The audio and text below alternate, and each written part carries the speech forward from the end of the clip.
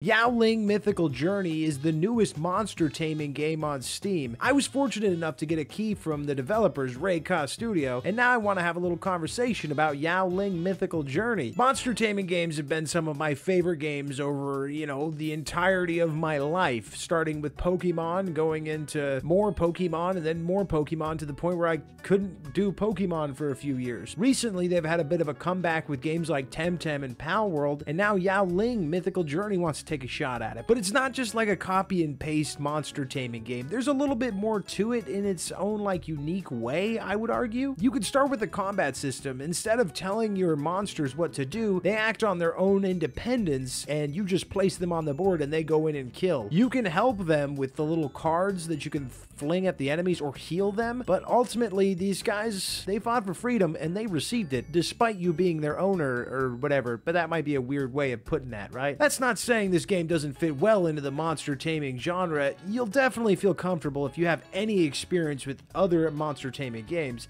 It fits right in. One of the first things you'll notice is it's a dialogue-heavy game, which is something you can expect from an RPG like this. And with that dialogue, you can kind of notice that English isn't their native speaking language, which is totally fine. Occasionally, you'll have things like repeat, messages will just repeat, kind of, in a different way. They'll say one thing, they'll be like, "Hi, my name is Steve," and then the very next message will be like, "I'm Steve, by the way," and it's a little confusing and a little funny and weird. It's kind of charming in its own way, kind of like the "all your base are belong to us," but not as stupid as that, thankfully. Although all of your Steam achievements will not be in English, at least for me. Hopefully that changes when this releases to the general public. I'm playing it about a week early. There's a content embargo, so I have to wait to upload all this, so I don't know what changes or updates are going to happen before it launches. I don't know what I'm doing to earn these achievements. I don't know what to be proud of. Obviously, in a game like this, your monsters are going to be the center of attention, and it does boast over 300 different monsters, which is cool, especially for your first outing. I'm not sure what the statistics are, but I can't think of any other monster tamer that went that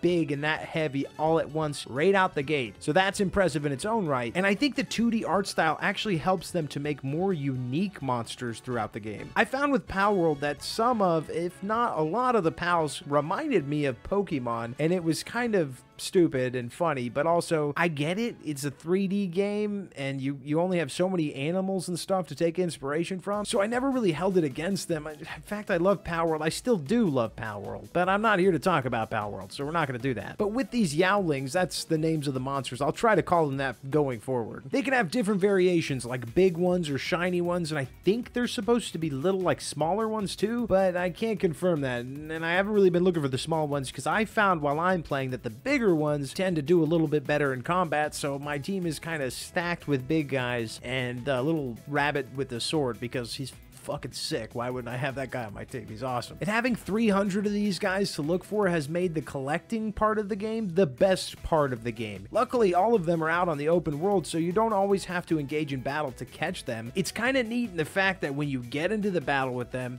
there could be 5 or 6 others with them that are completely different Yaolings, so there's a reason to kind of go after those fights, even if you're not necessarily looking for that Yaoling. It really starts to feel like a collectathon after a while, especially if you don't love the combat system at first. It took a little bit for me to start enjoying the combat system a little bit more, but after a while it did grow on me, and I like it now. It's fast. It's a very fast-paced game throughout the whole thing. Even when you start, you're just right out the gate, you're running through the game, and I kind of like the speed to it. I did get worried a little bit in that I was going to just breeze past it, and it was going to be over before I knew it, but then I ran into the first boss after doing multiple village battles, which I thought were the core piece to the gameplay and the storyline. They're not. There's these big bosses that you have to fight, and those I think it took me about an hour and a half to 2 hours to find the first one, so there might be a good length to this game. I'm not sure quite yet. I'm about 3 hours in. To the best of my knowledge, this will be releasing in early access, and with that means there will be bugs. I didn't face too many bugs, but the one I can think of was kind of really annoying. I was fighting that first boss, and I got it down to 0% health, and then it still killed me with 0% health. What? Do you know how this is 0%?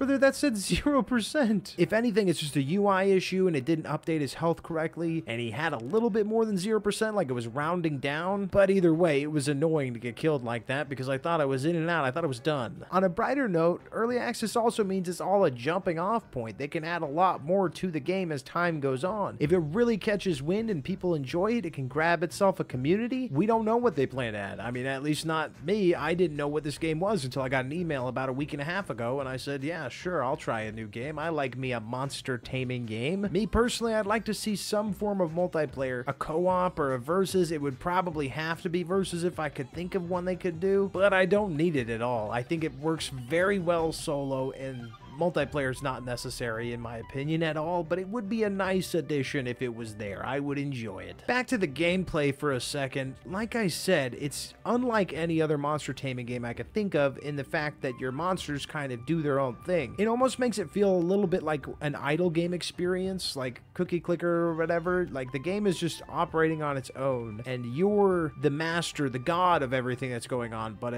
you're not the driving force. That's going to be all the monsters you catch. I'm doing an awful job explaining it. You can see what I'm talking about. They're doing it right there. There's also mechanics like fishing, crafting, and what I think is going to be some sort of base building or village population building, as you're told pretty early on that you can find people that come back to your village and offer you different things that you can do or they can do for you. I've only been able to find one, which was the merchant, but it was rewarding because I didn't even know they were there. I just stumbled across a friggin' demon, killed the demon. And by the way, there's demons in this game, and there's like demon evolutions, which are pretty cool. Cool enough at least for me to appreciate some of the monsters that I didn't like before I saw their demon form, like Roselet. Personally, I don't like the way it looks as a standard Yaoling, but once it gets that demon form, it looks pretty cool. I do have to say, the game feels incredibly easy for the first hour or so. It was another reason I thought I was just gonna breeze through it, but then I did face that boss and I died, and I was like, okay, here's the challenge, here we go, and it really sucked me in more.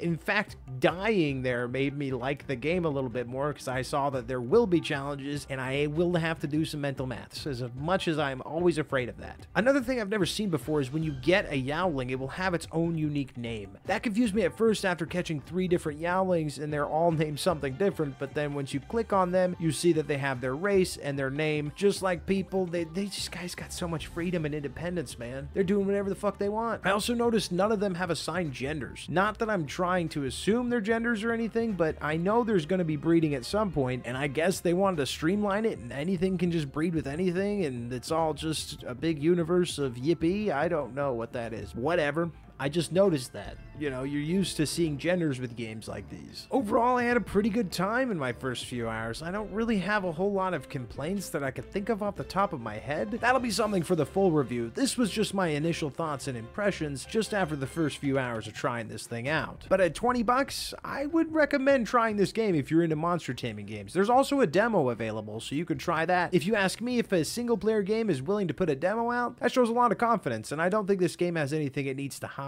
The thing I'm probably most excited to see is what's going to become the mascot of this game. I mean, every monster catching game has a mascot. Pokemon's got Pikachu, Palworld's got Lovander, Digimon has that dinosaur dude, Temtem has Platypet, arguably the only good Temtem in that whole game in my opinion. He's the only one I had any staying power for me. I'm sorry if you love Temtem.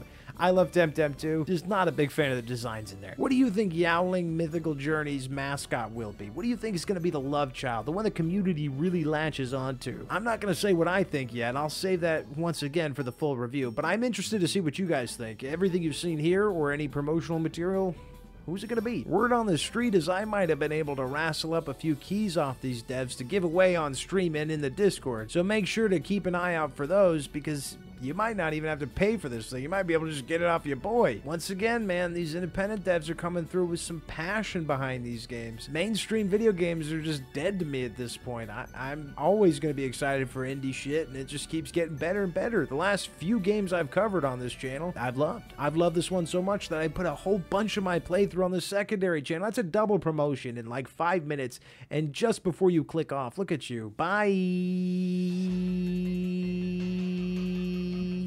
Ooh, this guy looks like he's gonna be pretty cool. He's a big cat, I think. Oh, this is like basically a person. Wait. Bruh. This is... I mean, it's a little sussy. This is a little... I mean, like... I ain't gotta say it. But, you know who this one was made for. The crowd they were looking for this one.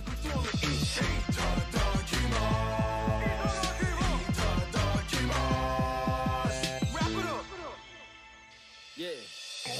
Wrap it up. I get the raw and I wrap it